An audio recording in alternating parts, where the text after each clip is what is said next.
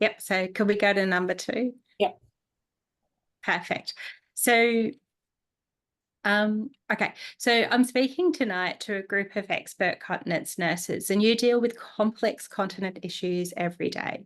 So I'm not going to talk to you about the complexity of continence issues itself, but instead I just wanted to use my experience, which is a little bit different to most of you, to lean into why we get complex behaviours around these issues. And I hope that that's okay with everyone. I hope it doesn't disappoint anyone tonight. So my aim for this talk is to challenge the way that we look at difficult behaviours and instead focus on the why of these behaviours. So I would love if after this talk, when you see a naughty, difficult, lazy, defiant, disruptive, stubborn, aggressive, and my favourite, attention-seeking child, that you might instead, can we go on to slide 3? I'd love you to stop, pause, and think of me. You might think about what's going on behind the behaviour to find some understanding, compassion, and some empathy for these kiddies. Who actually may have some anxious thoughts, frustration, they might be overstimulated, sensitive, or even frightened. I believe that if we do this, the outcome for the kids that we treat will improve, giving kids not only greater well-being, but a belief in themselves and a very much needed improved connection to their family. So at the end of this, if we have time, remind me why I love it when parents tell me that their kids are attention seeking. Okay, slide 4. I think we all see complex behaviours in our practice every day. They're common in our paediatrics and teen clients, but I'm sure they're also really common in your adults as well. But I also see complexity and complex behaviours in my families as well when I'm dealing with kids. And I can't tell you how many times that I've become really frustrated with parents for their lack of consistency with care or their follow through with treatment for their children. So this is a big topic, as you can imagine. So let's start with the basics of evolution. Our brains are hardwired to connect from birth, and we want to belong to the tribe because as human beings, our survival and our well-being have always depended on forming strong social bonds and being a part of a supportive community. So in fact, our very survival depends on us being a part of a tribe or a group. In caveman days, if we were not part of that tribe, we would have died. So we are extremely hardwired to connect and belong.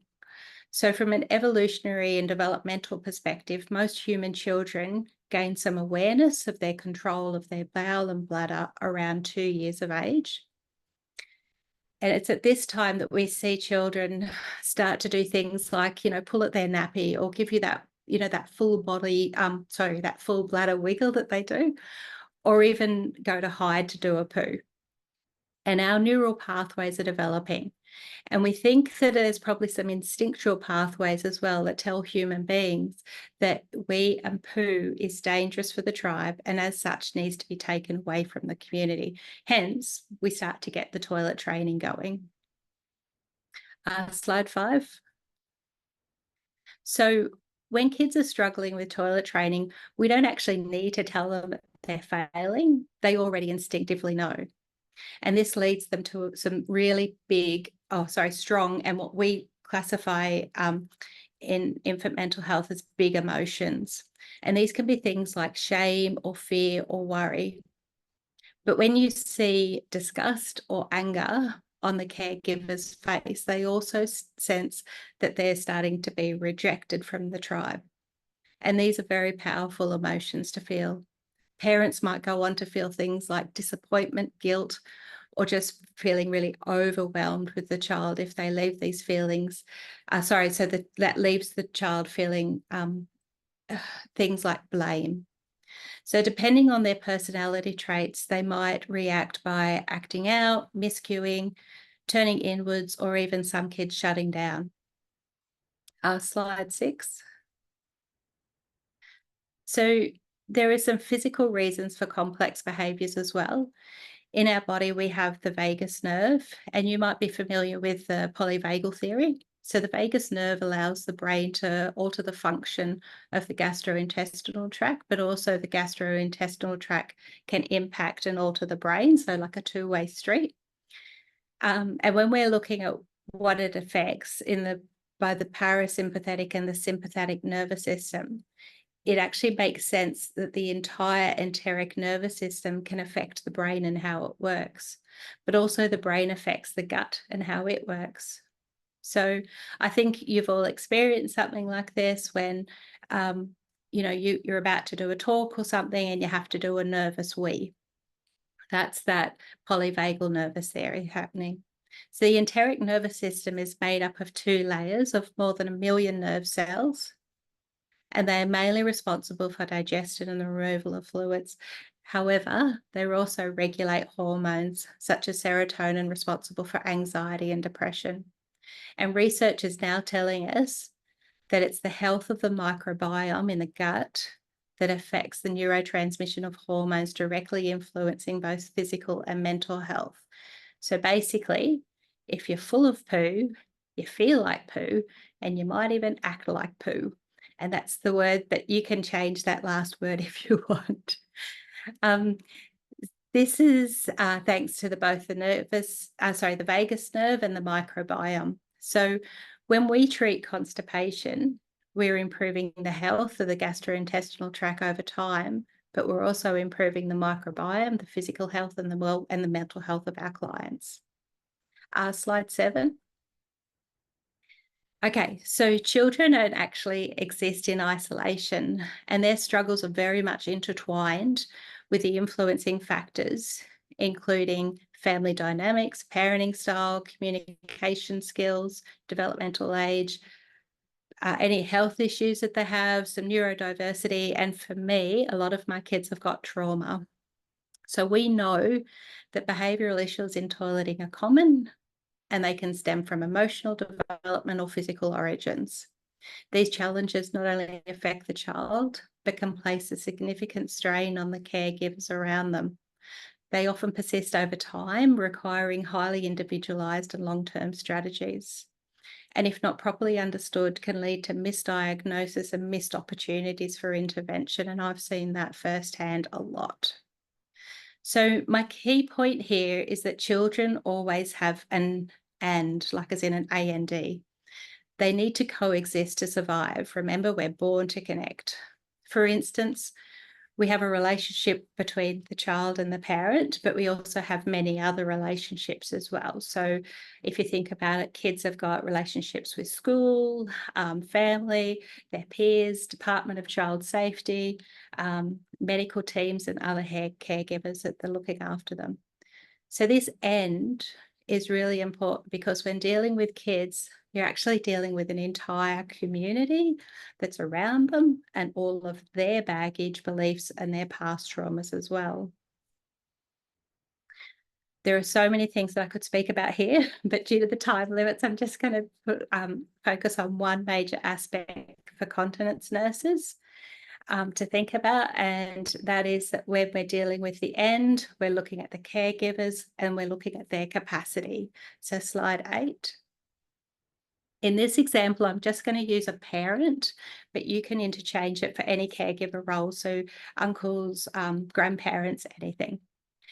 So if the parent bucket is empty because they have no money for basic necessities, they'll have no capacity to learn, change, or support their child. You cannot pour from an empty bucket. I'm sure everyone's heard that analogy.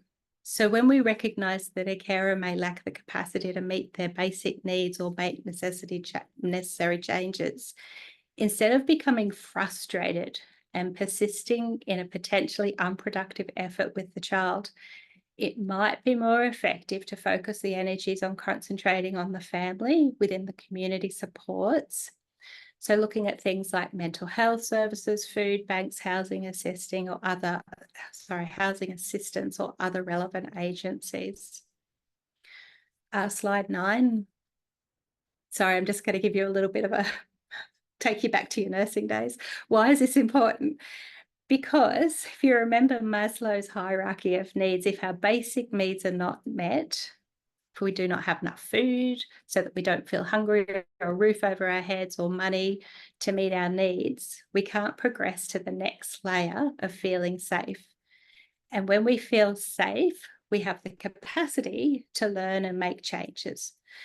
The thing to mention here is that if the wider and the more steady the base, the easier it is to move up to the next level. The wider and the steadier that base, the easier it is to move up to the next level. So when our families have good, steady physical needs met, they can move up to safety and security and feel quite confident that they'll stay there. So sometimes dealing with complex behaviours is because families are not ready to make change. They do not have the capacity to do it at this time, but please don't give up. Instead, see if you can work out what their actual needs are right now, find agencies to refer them to. And if you've done a really good job, they'll come back to you when they do have more capacity, because they would have felt listened to and not judged. Slide 10. I'm just quickly going to say that it's probably really important to mention here that we all are mandatory reporters. So in Queensland, our threshold is for notification is that we are willing and able to keep a child safe from physical, sexual and emotional abuse or neglect. And neglect is where we cannot meet needs. I've worked within child safety for 25 years. So if you can just remember that you're all mandatory reporters and that you're just one big piece of the larger puzzle. What you say most likely will not have children removed, but you might be able to put a light on a family that needs a bit of access to more assistance. But the laws are different in every state and territory, so look up your own child abuse and neglect laws. And remember, because I do have a lot of especially allied health ringing me in private practice and asking about mandatory reporting. And I think it's really important just to remember that it's not your responsibility with what it's not your responsibility for what child safety does with the information, but it is your responsibility to notify if you have significant concerns. So I'll get back to my presentation now. Okay, so what does it look like for a parent to have capacity to learn and support change in their child? They need their own basic needs met. We've just discussed that. They need to have a good understanding of what needs to be changed, and this is done in your assessment with your findings. They then need a really good understanding of why and how things need to be changed, and this is done with the education that we do with families. But most importantly is that they also need a calm, rational brain, because children have immature brains that cannot deal with big emotions on their own. So they need someone around them who is bigger, kinder, wiser and stronger to help them navigate the care that they need to help them calm their immature brain when it becomes worried, stressed or overwhelmed. And what do we know that continence issues does to kids?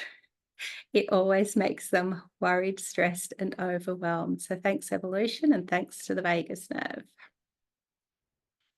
So if you ever thought that your job was complex with dealing with families, you're 100% correct, because it absolutely is. And I do often say that I spend 10% of my time regulating a child and 90% of my time regulating the caregivers around them.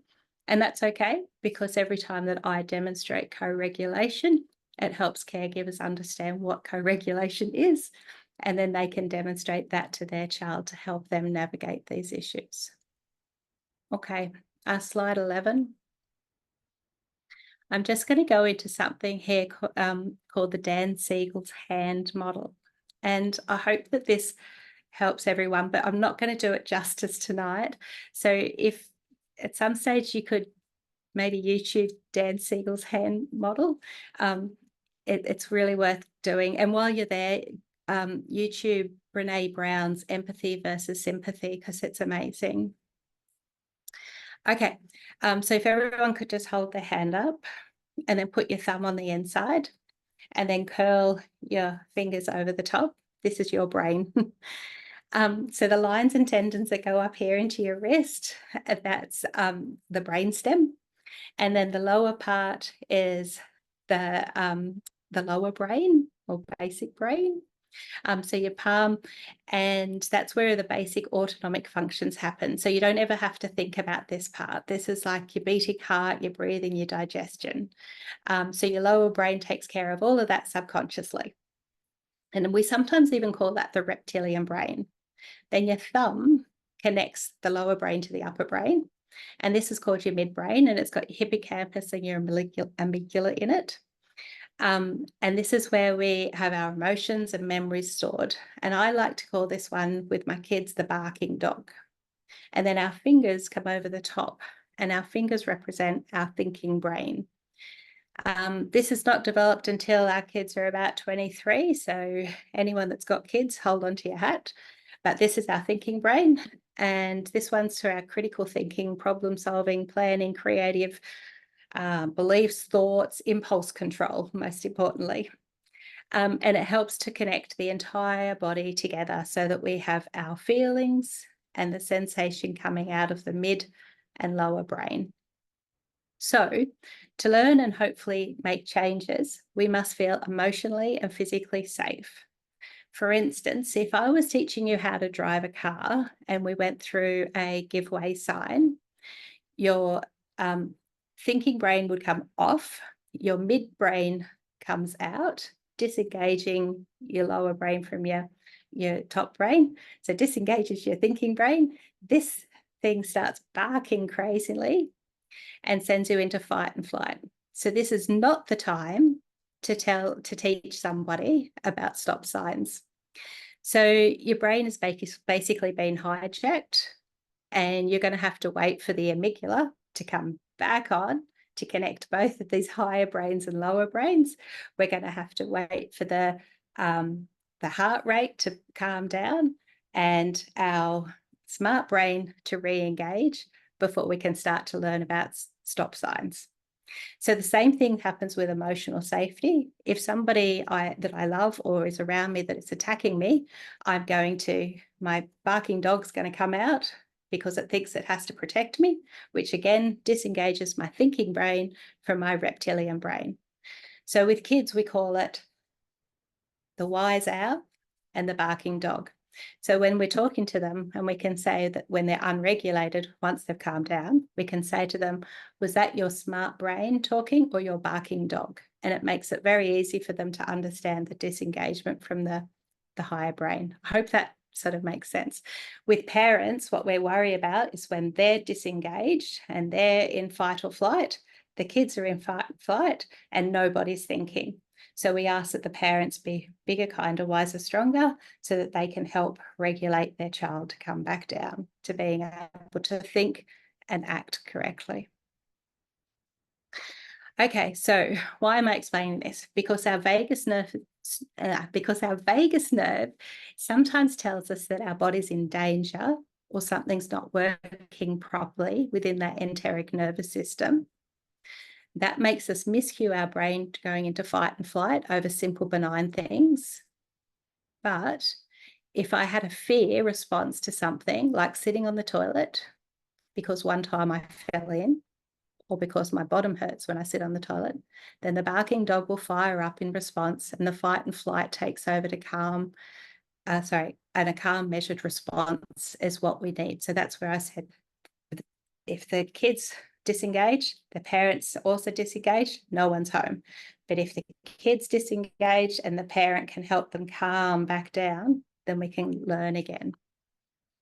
So remember that, can we go on to slide 12? Thank you. So just remember that behaviour is communication. We just need to work out what the need is that they're trying to communicate with us. So big emotions like shame will cause kids to miscue. Some kids might react with protective responses like anger to try to reclaim control and avoid punishment. Some appear like they don't care or even deny that they've had wet and soiling. And this might look like defiance or laziness. but this also might be them trying to protect their parent or avoid the truth of the situation. So I had a little fella the other day who told his mum that he actually liked the smell of his own poo and that she shouldn't worry. And the mum was horrified, thinking that she's bringing up some monster. But I explained to her that this is a protective response, and he's trying to tell her, don't worry about it, I'm okay. Some might try to hide their accidents or do a poor attempt at cleaning up mess. And this can look like they're playing in their poo, or I've even had little kids being diagnosed as picker. But if I can explain this, that if little Johnny felt something coming out of his bottom and it might have hurt or it might have just felt a bit weird, so he put his fingers in there, and then when he fell to the poo, it was all over his fingers and he didn't know what to do to clean them up. And some kids will put them in their mouth. So this is just a way that our little kids could get misdiagnosed easily. Another alternative to that same little scenario with little Johnny is that he's trying to sensory seek. So sadly, some will internalize their distress and hide themselves or their clothing. All of these behaviours could be seen as complex or antisocial. However, if we understand that these behaviours are coming where they're coming from, we can try to have some empathy to firstly relieve their guilt or shame, put that barking dog back in its cage, get out the wise owl again, and offer them a hope of a different way of living. So when we reframe the behaviour through the child's perspective, it changes everything. The words we use, our tone, and our action, because blame and shame are not helpful. Instead, we can validate their experiences and feelings and make them feel reassured and help them understand that it's not their fault and that we're here to help. This compassionate approach fosters a support environment for both the child and the family to feel safe. Number 13, I think. Okay, this is a visual, and I promise I'm nearly finished. This is a visual that you can use when you're dealing with kids with big behaviours. Above the water is the behaviours that we can see, and below the water are the feelings, emotion, and needs that we cannot see that are causing the big behaviours. Usually this is where I'd get people to sort of yell out what they're thinking, but I'm not going to do that tonight because we're running really late. So if we can go to slide 14. So these are some behaviours that we might see on top of the iceberg. So the behaviours that we can see might be things like toileting, refusing, aggressive, soiling, regression, withholding, shouting, hitting, biting, pulling out their nappy. I'm sure you've seen a variety of them. And parents, we might see them crying and blaming and angering, avoiding. My FTA has failed to attend, forgetting medications. But then if we go under the iceberg, we can look at why these behaviours might be coming on. So we'll go to the next slide. Understanding the why, we need to look at what is in the child, what the child needs in the situation. Then think about how can we meet that need. When we try to work out what is below the water of the iceberg, we can start to understand and gain empathy. When we have empathy, it changes the position that we come from and fixing the problem to finding a solution. When the child feels heard and understood, we give them the feeling of psychological safety, allowing them to regulate their overactive emotions. So below the iceberg, some reasons we can start to think of might be constipation, fear, pain, sensory overload or sensory seeking, anger over not being able to master the skill of toileting, shame, feelings of failure, overwhelmed by the task, disconnect from peers and family, not sleeping, poor iron levels, sore belly, difficult with transition, rigid thinking, things like poo goes in the nappy instead of poo goes in the toilet. Parents are exactly the same, feeling overwhelmed, shamed, feared. I don't know about you guys, but I have parents in tears nearly every day. So in slide 16, okay. So by connecting with families and children, we can listen to their needs and concerns. When we do our assessment, we can start to manage some of their medical issues. And while we're doing this, we begin the process of healing the bowel and the microbiome. When we meet families where they're at, they feel supported, and then they can support their child. And this starts to down-regulate all of those really overstimulated autonomic nervous system and calms the overwhelm emotions. And sometimes by just giving families a plan, that's enough to make a family feel like that they're back in control again. And while we're doing all of this, we're building up those physical toileting skills and empowering the kids with a sense of achievement and control. And this builds up their self-esteem. This then makes the child more likely to respond better to the parent and ourselves the next time. And the cycle keeps on going so that we get less friction and more cooperation. And I firmly believe that to help, we must shift our focus from away from what's the behaviour is to why the behaviour is. When we can uncover the underlying why, we open up the door to meaningful, effective intervention that can transform lives, not only for the child, but also for the family. And then slide 17. I made this today while we're on holidays. I hope you like it. Merry Christmas, everyone, especially to all the girls in private practice, because this is probably the closest thing that we're going to get to having a Christmas party.